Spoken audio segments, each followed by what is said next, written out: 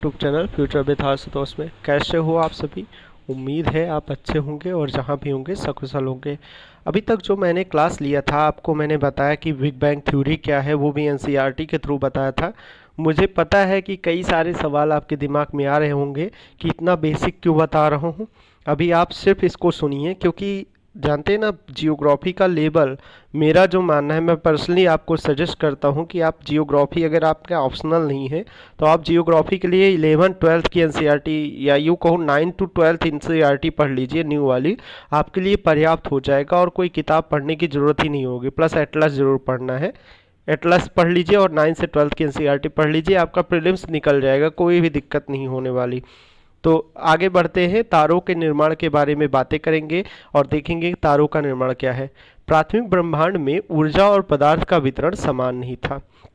कह रहे जब ब्रह्मांड का निर्माण हुआ ना तो ऊर्जा और पदार्थ का वितरण समान नहीं था। घनत्व में आरंभिक भिन्नता, गुरुत्वाकर्षण बलों में भिन्नता पाई गई। घनत्व में भिन्नता के कारण गुरुत्वाकर्षण बल भिन्न पाए गए। जो बड़े ग्रह थे उनमें ज़्यादा गुरुत्वाकर्षण था, जो छोटे ग्रह थे उनमें कम गुरुत्वाकर्षण था। परिणामस्वरूप पदार्थ का एकत्रण हुआ पदार्थ का।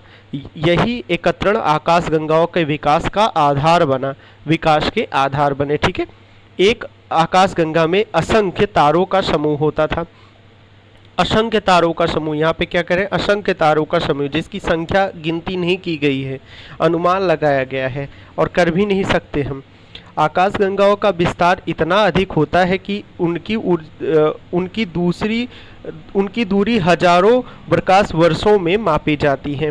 देखो, उनकी दूरी को हजारों प्रकाश वर्ष में मापी जाती है। और आपको बता दूं, एक प्रकाश वर्ष बराबर लगभग 10⁻15 किलोमीटर होता है। ठीक है, सॉरी मीटर होता है, इतना होता है, लगभग 10⁻15 से 16 मीटर होता है, इतना ही आप जानिए।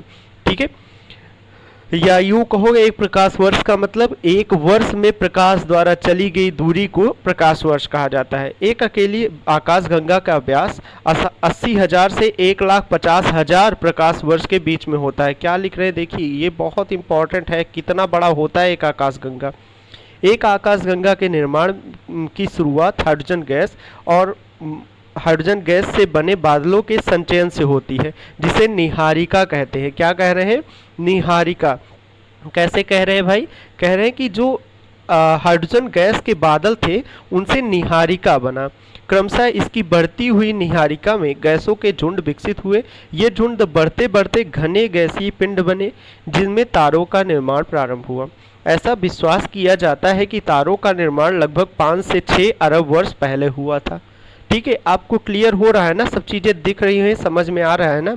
चलिए, प्रकाश वर्ष समय का नहीं वरन दूरी का माप है। ये आप जानते होंगे, बेसिक बात है, लेकिन फिर भी आपको बता दे रहा हूँ कि प्रकाश वर्ष क्या है, ये समय का नहीं, ये दूरी की माप है।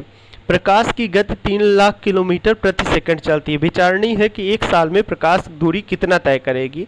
तो ये देखिए, यहाँ पे लिख रहे हैं 9.46 इंटू 10⁻12 किलोमीटर्स। ठीक है, अभी मैंने आपको क्या बताया था, याद होगा, अभी थोड़ी देर पहले मैंने कहा 10⁻15 से 10⁻16 मीटर मैंने कहा था, और यहाँ पे किलोमीटर लिखा है, यानी 3 घट जाएगा इधर। देख लो, सही लिखा हूँ गलत नहीं लिखा हूँ, नहीं तो आप में से बहुत सारे लोग कमेंट करेंगे। पृथ्वी व सूर्य की औसत दूरी 14,95,98,000 किलोमीटर है। प्रकाश वर्ष के संदर्भ में यह प्रकाश वर्ष का केवल 8.311 है, यानी प्रकाश को पृथ्वी तक आने में इतने मिनट लगते हैं। ठीक है, चलिए आगे बढ़ते हैं। ग्रहों के निर्माण के बारे में एक जो प्राथमिक एकदम बेसिक कॉन्सेप्ट है, जो कि आपको जानना चाहिए।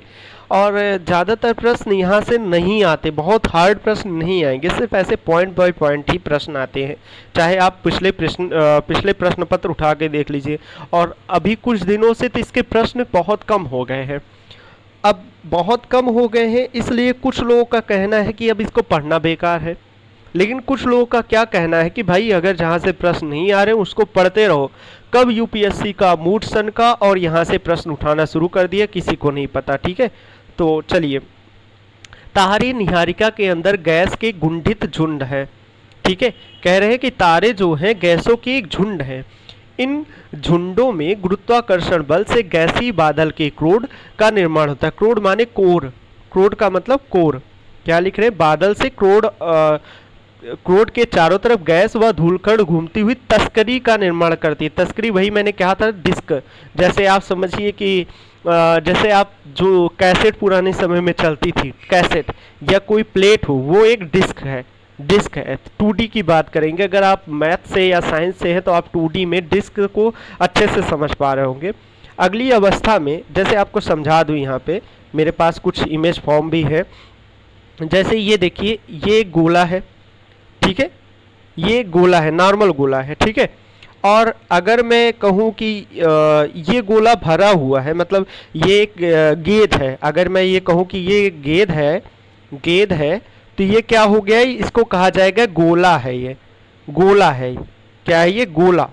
अगर ये गेंद नहीं, अगर ये अंगूठी है, आपके हाथों में पहनने वाली अंगूठी है, तो ये क्या कहलाएगी, ये कहलाई जाएगी आपकी, क्या कहलाई जाएगी, ये कहलाई जाएगी कि ये एक 2D है। एक 2D माने डिस्क है ये, ठीक है। अगली अवस्था में गैसीय बादल का संघनन प्रारंभ होता है और क्रोड को ढकने वाला पदार्थ छोटे गोलों के रूप में विकसित हुआ। ये छोटे गोले ससंजन, ससंजन माने एक जैसे अणुओं के बीच में आकर्षण बल के कारण ग्रहाणु में विकसित हुए। संगठन की प्रक्रिया द्वारा बड़े पिंड बनने की शुरू हुई और गुरुत्वाकर्षण बल के परिणामस्वरूप ये आपस में जुड़ गए। छोटे पिंडों की अधिक संख्या ही ग्रहाणु है। अंतिम अवस्था में इन अनेक छोटे ग्रहाणुओं के संग्रहित होने पर कुछ बड़े पिंड ग्रहों के रूप में बदले, ठीक है। आजन में आपने सुनी होगी कि सौर मंडल में देखो कितने तारे टिमटिम करते, ऐसे करके सुना होगा। तो आपको यहाँ पे मैं एक चीज़ बता दूँ, हमेशा बताता हूँ कि सौर मंडल में कोई एक ही तारा है, सिर्फ और सिर्फ एक तारा है, जिसका नाम है सूर्य। सूर्य इकलौता सौर मंडल का तारा है, ये ध्यान रखिएगा। वो जो स्टोरी थी ना, वो गलत बताई जाती थी। पूरे सौर मंडल में सिर्फ एक तारा है जिसका नाम है सूर्य। हमारे सौर मंडल में कुल 8 ग्रह हैं। पहले कितने थे, पहले हुआ करते थे 9, लेकिन प्लूटो को इस श्रेणी से हटा दिया गया है। निहारिका को सौर मंडल का जनक माना जाता है। उसके ध्वस्त होने व क्रोड के बनने की शुरुआत लगभग 5 से 6 अरब वर्ष पहले हुई थी, ठीक है। ग्रह लगभग 4.6 से 4.56 अरब वर्ष पहले बने, ठीक है। कितनी पहले की बात बताई जा रही है, 4.5 अरब वर्ष पहले की बात है। हमारे सौर मंडल में सूर्य, 8 तारा, 63 उपग्रह, लाखों छोटे पिंड जैसे क्षुद्र ग्रह जिसे ग्रहों के टुकड़े कहे जाते हैं, जो ग्रहों के टुकड़े कहे जाते हैं, धूमकेतु, बृहद मात्रा में धूलकण और गैस हैं। इन 8 ग्रह में बुध, शुक्र, पृथ्वी, मंगल भीतरी ग्रह हैं, क्योंकि वे सूर्य व क्षुद्र ग्रहों की पट्टी के बीच में पाए जाते हैं, ठीक है। मंगल के बाद एक आपको एक चीज़ बना के दिखाता हूँ, जैसे आप समझिएगा। आपको एक यहाँ पे एक फिगर बनाने की कोशिश करता हूँ, इससे समझिएगा। जो सूर्य है, सूर्य के पहले है बुध, शुक्र, पृथ्वी, मंगल। मंगल के अलावा यहाँ पे एक बहुत छोटे छोटे ग्रहों की पट्टी है मंगल और बृहस्पति के बीच में। यहाँ बृहस्पति के बीच में छोटे छोटे ग्रहों की पट्टी है, छोटे छोटे धूल कण या पत्थर के टुकड़े हैं, जिनको क्षुद्र ग्रह के नाम से जाना जाता है। इन चारों ग्रह को इनर या इंटीरियर प्लैनेट्स के नाम से जाना जाता है, जिसको हिंदी में भीतरी या भीतरी ग्रह कहते हैं, ठीक है। पहले 4 ग्रह पार्थिव ग्रह भी कहे जाते हैं। पार्थिव क्यों कहे जाते हैं? क्योंकि इसका अर्थ है कि ये ग्रह पृथ्वी की भांति ही सैलों और धातुओं से बने हैं। इनका घनत्व तो अपेक्षाकृत अधिक होता है। ये सैल और पत्थर से बने हैं, इनमें घनत्व तो अधिक होता है और अपेक्षाकृत अधिक घनत्व होता है। और अन्य चार ग्रह गैस से बने विशाल ग्रह हैं, जिन्हें जोवियन ग्रह भी कहते हैं। जोवियन का अर्थ होता है बृहस्पति की तरह।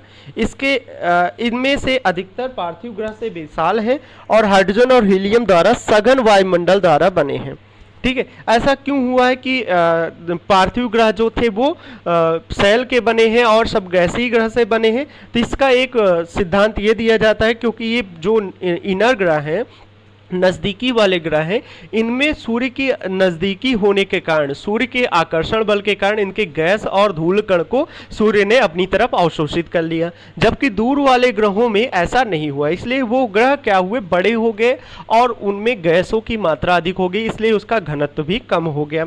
ठीक है, सभी ग्रहों का निर्माण 4.6 अरब वर्ष पहले एक ही समय पर हुआ था। अभी तक प्लूटो को भी एक ग्रह माना जाता था, परंतु अंतर्राष्ट्रीय खगोलिकी संगठन ने अपनी बैठक अगस्त 2006 में यह निर्णय लिया कि कुछ समय पहले खोजे गए अन्य खगोलीय पिंड तथा प्लूटो बौने ग्रह की श्रेणी में रखे जाएंगे। असल में क्या हुआ था, प्लूटो ना ग्रहों की एक परिभाषा 2006 में परिभाषित किया गया, जिसमें ये बताया गया कि जो ग्रह होने चाहिए उनका जो रास्ता हो, अपने चक्कर मारने का रास्ता, वो किसी दूसरे ग्रह के रास्ते में ना आता हो। प्लूटो का रास्ता जो है ये कई ग्रहों के रास्ते में आता है, इसलिए इसको ग्रह की श्रेणी से हटा देते हैं और ये बहुत छोटा है, बौने ग्रह की श्रेणी में रखेंगे। बौने ग्रह क्या है, जो सौर मंडल के एकदम बाहरी कैपलर पार्टी में पाए जाते हैं। ठीक है, तो यहाँ पे कुछ डिटेल्स दिए गए हैं जो कि आप स्क्रीनशॉट ले लीजिए या एनसीईआरटी से आप पढ़ सकते हैं। अब यहाँ पे आते हैं पार्थिव ग्रह के बारे में। पार्थिव ग्रह जनक तारे के बहुत समीप बने हैं, जहाँ अत्यधिक तापमान के कारण गैस संघनित नहीं हो पाई और घनीभूत भी नहीं हो पाई। जोवियन ग्रहों की रचना अपेक्षाकृत अधिक दूरी पर है।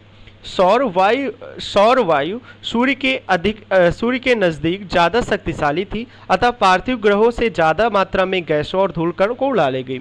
सौर पवनें इतनी शक्तिशाली न होने के कारण जोवियन ग्रहों से गैसों को नहीं हटा पाए।